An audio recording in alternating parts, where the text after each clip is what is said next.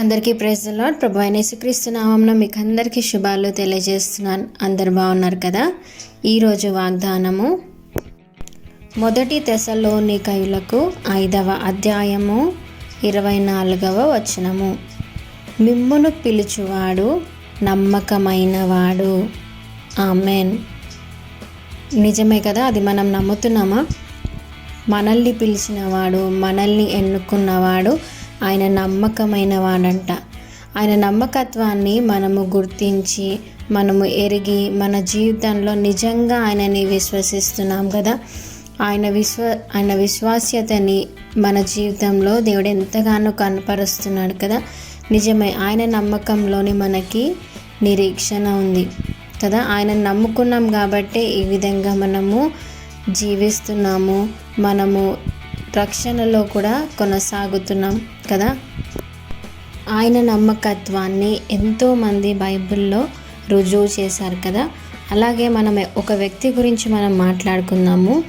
హెబ్రీయులు 11వ అధ్యాయము 11వ వచనంలో తిను యేసయ్య నమ్మకత్వాన్ని చాలా రూఢిగా, అంటే చాలా స్ట్రాంగ్గా నమ్మి తన ఒక అద్భుతాన్ని పొందుకుంది. ఎవరో చూద్దామా.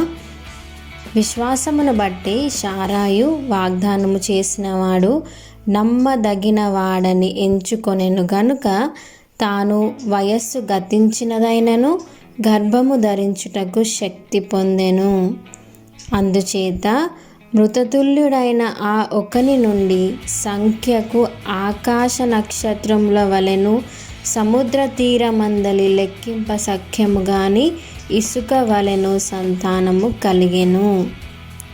ఎంత మంచి మాట కదా.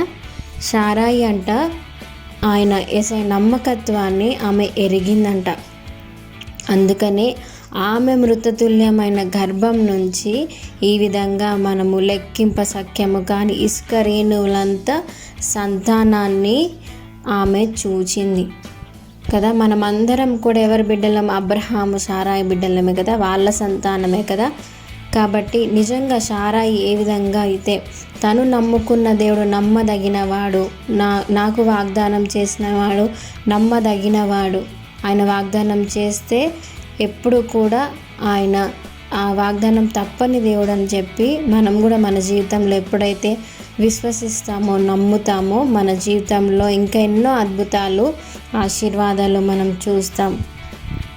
శారాయి ఏ విధంగా అయితే నమ్మిందో, రూఢిగా నమ్మిందో, అట్టి విశ్వాసాన్ని, అట్టి నమ్మకత్వాన్ని మనం జీవితంలో కూడా మనము కలిగి ఉందాం.